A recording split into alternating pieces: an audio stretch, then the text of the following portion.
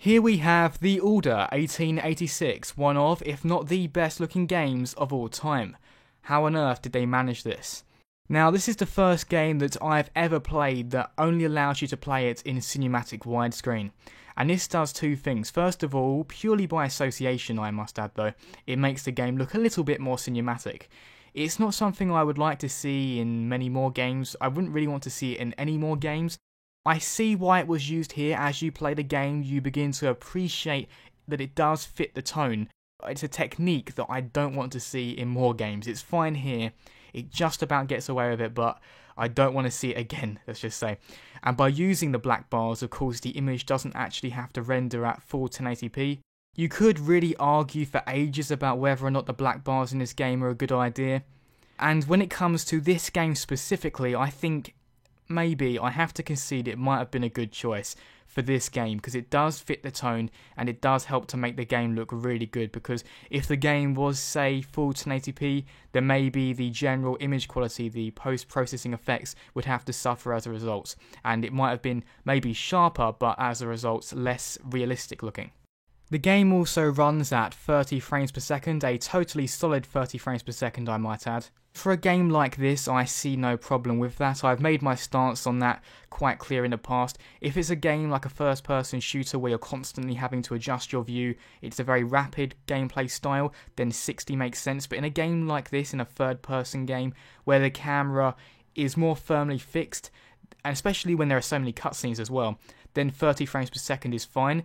And not only that, but when you use motion blur as well as it has been used here, because motion blur is excellent in this game, it actually does, in some ways, it does look more cinematic. I'm sorry, I probably betrayed all my fellow gamers in saying that, but in some ways, 30 frames per second with motion blur being the absolute key there. You can't just have 30 frames per second, but with motion blur, it does look a little bit, a little bit more cinematic.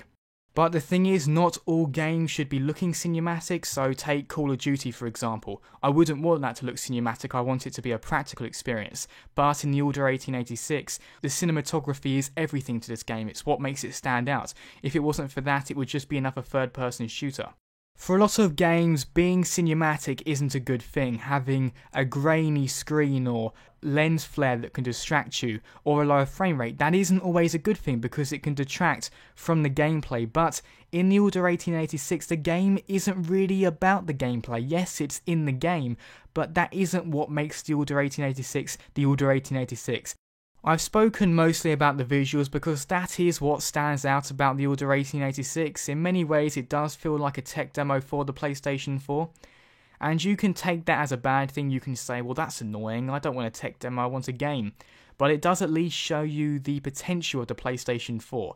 It is in many ways a glimpse into the future of what this console is capable of. I mean, to be fair, it has made a few compromises in areas. The black bars, the fact that the game is very linear, so it doesn't have to render huge open environments. But the actual image quality, the fact that this is achievable in any way is very impressive, and Ready at Dawn should certainly be commended for their artistry, if anything. I will say, to this game's credit, it really does make good use of the linear experience. We have loads of open expansive games now. Some of the most highly revered games are things like Skyrim, Grand Theft Auto, where it's a huge open world. But sometimes you forget that a very focused, a very linear experience can in many ways be superior. For me, one of the greatest things about games like this is that there are never any points of filler. Like you may think of like an MMO for example, which is really long, but everything feels like filler. Everything you're doing for this ultimate goal, to get to the good bits. But in The Order 1886, it's all the good bit.